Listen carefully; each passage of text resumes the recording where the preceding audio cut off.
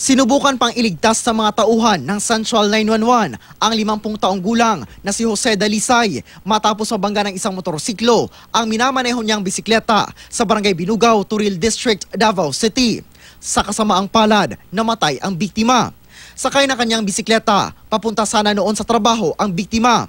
Pero nang patawid na siya ng kalsada, nabangga siya ng motorsiklong minamaneho ni Kevin Sulilap na papunta rin noon sa trabaho. Initial nga investigation, ang bike ni kalit og tabok sa highway.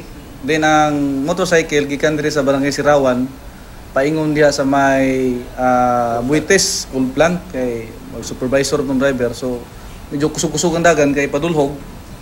Nikabot kalit og tabok ang driver, so dito na banggaan niya ang bike. Wala sa magtanas bikas dito sa diri ang ipupong niya ang diri wala sa nakalimutan kusog kay dagat. Nabagok ang ulo ng biktima sa kalsada.